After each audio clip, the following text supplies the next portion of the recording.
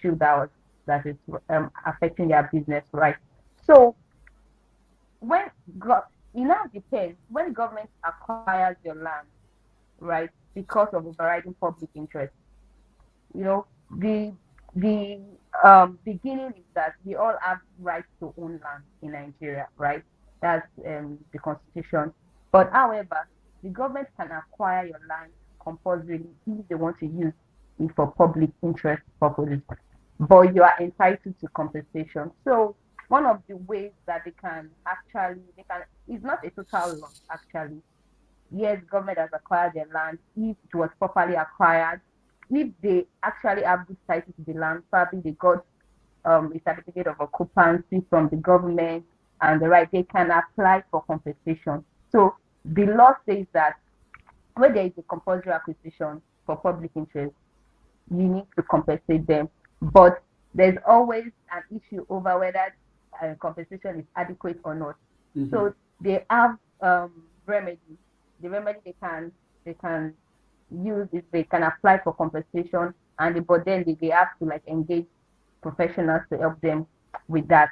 So and also they can also contest the acquisition if the proper procedure is not followed. Because what the law says is that the acquisition should be done in a lawful manner and for a prescribed purpose. So lawful manner has to be procedure. So if there is anything wrong with the procedure of such acquisition, it's something that can be challenged. They can actually challenge such. And we have plethora of cases where people have challenged acquisition, where people have claimed compensation and they have gotten compensation. But whether the compensation is adequate or not is another issue entirely because there have been arguments on um the measures on how compensation is being measured because compensation is measured according to what is written in the law statutorily.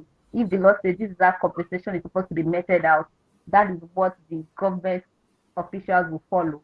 And but then they don't really look at the investment that the business owners have actually made in the business. So they just issue compensation. So whether compensation is adequate is another issue.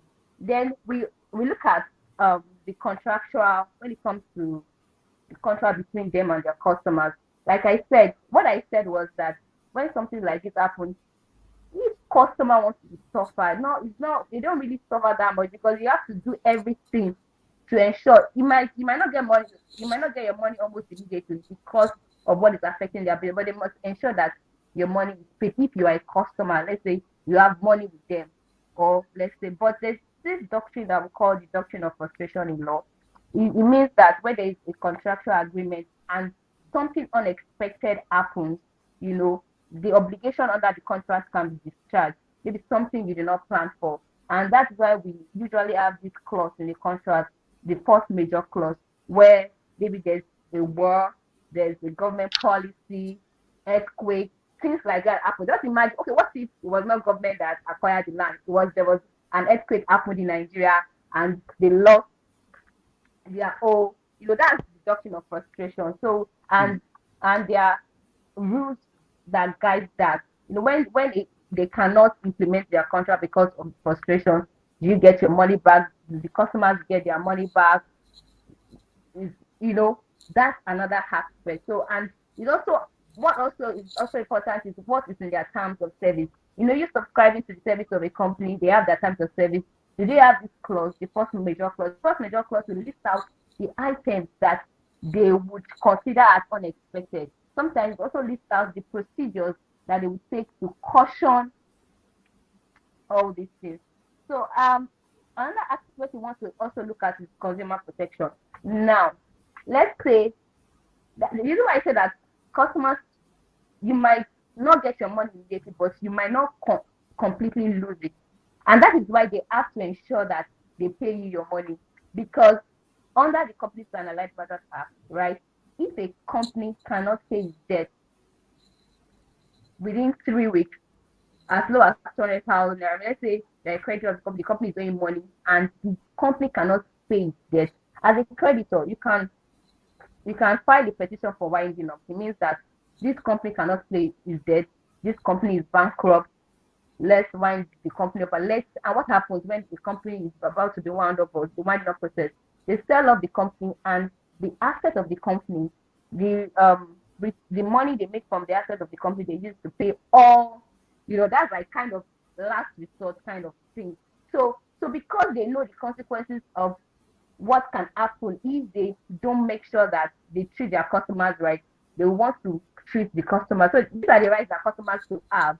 You can file a petition for winding up if they don't pay you after you have demanded for your money. You can also report them to regulatory body like the um, um, Federal Competition and Consumer Protection. You file your complaints there, but before you file your complaint there, you must have engaged engage with your vendor. If they're not responding, then you file your complaint, and then they come into the whole situation.